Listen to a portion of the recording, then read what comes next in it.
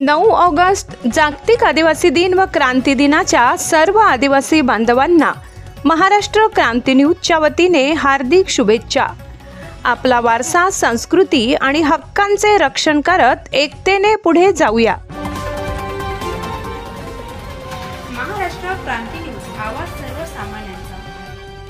कळवण सणकापूर येथे जागतिक आदिवासी दिन व क्रांती दिन शासकीय पद्धतीने उत्साहात साजरा। आमदार नितीन पवार यांच्या हस्ते ध्वजारोहण।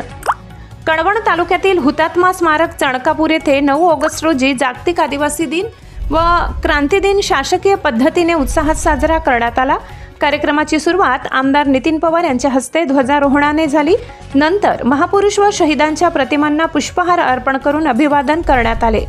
कार्यक्रमाला प्रांताधिकारी अकुनुरी नरेश, तहसीलदार रोहिदास वारुडे, वरिष्ठ पोलीस निरीक्षक खगेंद्र टेंभेकर, सहाय्यक पोलीस निरीक्षक संदीप परदेशी, माजी जिल्हा परिषद सदस्य यशवंत गवडी, राष्ट्रवादी काँग्रेस कळवण तालुका अध्यक्ष भामरे, आदिवासी सेवक DM गायकवाड, चणकापूर ग्रामपंचायत सरपंच ज्ञानदेव पवार, अभोणा ग्रामपंचायत सरपंच सुनीता पवार, शहीदांच्या वारसदारांसह विविध मान्यवर शासकीय अधिकारी, कर्मचारी, आश्रमशाळेचे विद्यार्थी, शिक्षक तसेच ग्रामस्थ मोठ्या संख्येने उपस्थित होते।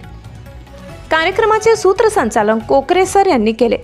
कार्यक्रमानिमित्त रक्षाबंधन साजरे करण्यात आले। परिसरातील भगिनी व विद्यार्थिनींनी आमदार नितीन पवार आणि इतर मान्यवरांना राखी बांधली। यावेळी आमदार पवार यांनी सर्व आदिवासी बांधवांना जागतिक आदिवासी दिन शांततेच्या मार्गाने आणि उत्साहात साजरा करण्याचे आवाहन केले।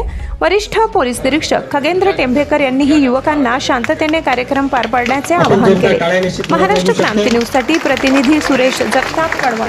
नमस्कार, मी प्रकाश आणि आपण बघत आहात महाराष्ट्र क्रांती न्यूज। खऱ्या अर्थानं आपण जर बघितलं तर आज 9 ऑगस्ट जागतिक आदिवासी दिन आणि हा जागतिक आदिवासी दिन संबंध भारतामध्ये आज साजरा करण्यात येतो आहे। त्याच अनुषंगाने आपण जर बघितलं तर कळवण तालुक्यातील चणकापूर येथे या जागतिक आदिवासी दिनाचं विशेष महत्त्व आहे आणि या चणकापूर या गावी हुतात्मा स्मारक इथे हा शासकीय कार्यक्रम पार पडतो आणि नुकताच तो पार पडलेला आहे। त्या कार्यक्रमासाठी कळवण प्रकल्प अधिकारी अकुनुरी नरेश आणि संपूर्ण पोलीस फौज या ठिकाणी उपलब्ध आहे। तसेच कळवण सुरगाणा विधानसभेचे आमदार नितीन भाऊ पवार हे देखील या ठिकाणी उपस्थित आहेत आणि हा संपूर्ण जो कार्यक्रम आहे तो या ठिकाणी पार पडलेला आहे।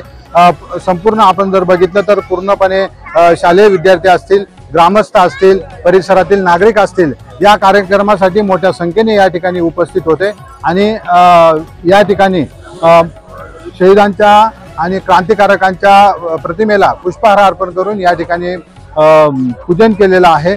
आता आपण कळवण सुरगाणा मतदारसंघाचे आमदार नितीन भाऊ पवार यांच्याशी संपर्क साधणार आहोत। आपल्यासोबत कळवण सुरगाणा विधानसभेचे माननीय आमदार नितीन भाऊ पवार आहेत।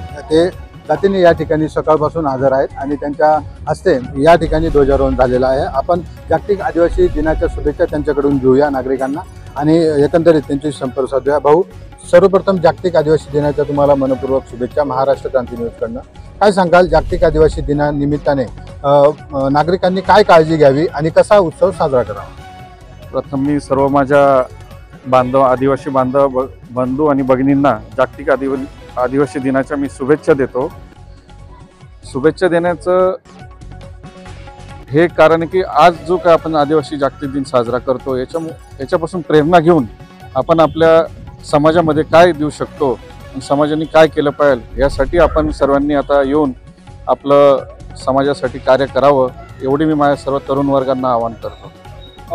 खास करून या दिवशी तरुणांचं प्रमाण जास्त असतं, तरुणांचा उत्साह जास्त असतो। खास करून तरुणांनी काय काळजी घेणं आवश्यक आहे? ह्या जागतिक आदिवासी दिनानिमित्ताने सर्व तरुणांचा उत्साह निश्चितच मोठ्या प्रमाणात असतो। माझी त्यांना विनंती राहील, ते जे काही गाड्या चालवतात त्या जरा व्यवस्थित चालवल्या पाहिजे त्यांनी वाहन, कारण की आम्ही बघतो वेळोवेळी 1-2 घटना यापूर्वी प्रत्येक आदिवासी दिनाच्या दिवशी घडत असतात, त्या होऊ नये।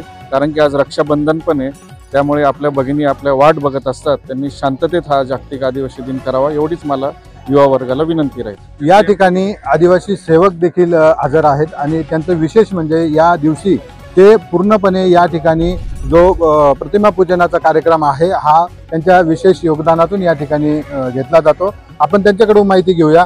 गायकवाड साहेब, आपल्याला देखील आदिवासी दिनाच्या शुभेच्छा आहेत। काय सांगाल, आदिवासी दिनाचं महत्त्व विशेष काय?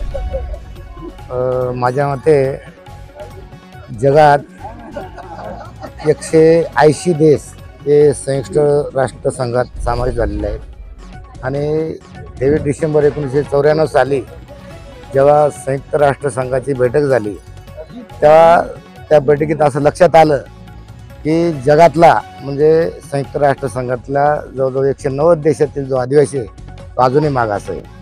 म्हणून त्या 1994 सालीच्या संयुक्त राष्ट्र संघाच्या बैठकीत असा ठराव पारित करण्यात आला की 9 ऑगस्ट हा दिवस जागतिक आदिवासी दिन म्हणून साजरा करावा. जागतिक आदिवासी दिन साजरा करण्यामागे संयुक्त राष्ट्र संघाचा उद्देश असा आहे की जो वर्षानुवर्ष आदिवासी समाजा त्या देशाचा मूळ मालक असताना सुद्धा तो मागे आहे. आर्थिक असेल, शैक्षणिक असेल किंवा सगळ्याच बाबतीत मागे आहे. त्याला आपल्या प्रवाहाच्या मूळ विकासाच्या प्रवाहात आणण्यासाठी संयुक्त राष्ट्र संघाचा प्रयत्न आहे आणि तेव्हापासून 9 ऑगस्ट जागतिक दिन हा मोठ्या प्रमाणात पूर्ण देशात, राज्यात, जगात साजरा केला जातो. या दिवशी आपल्या आदिवासी समाजाला त्यांच्या हक्काची व कर्तव्याची जाण व्हावी. त्यांना संविधान, राज्यघटना व आदिवासी संदर्भातील जे कायदे आहेत, त्याचा कायदा असेल, या कायद्याची जाणीव व्हावी, त्याचं महत्त्व पटावं, शिक्षणाचं महत्त्व पटावं. त्यासाठी हा या दिवशी 9 ऑगस्ट रोजी पूर्ण देशात, गावागावात, खेड्यापाड्यात 9 ऑगस्ट जागतिक दिन हा साजरा केला जातो. या ठिकाणचे माजी सरपंच ज्ञानदेव नाना पवार यांच्या माध्यमातून देखील या चनकापूरचा जो आजचा कार्यक्रम आहे जागतिक आदिवासी दिनचा, या ठिकाणी त्यांचं खास नियोजन असतं आणि संपूर्ण गावाला एकत्रित करून त्यांचं मोठं योगदान या कार्यक्रमासाठी असतं. त्यांच्याकडून आपण जागतिक आदिवासी दिनाच्या शुभेच्छा घेऊन. नाना, तुम्हालाही आज जागतिक आदिवासी दिनाच्या शुभेच्छा. काय सांगाल, कसं नियोजन आपलं असतं? 9 ऑगस्ट आदिवासी जागतिक दिन साजरा करतो आम्ही. आदिवासी एक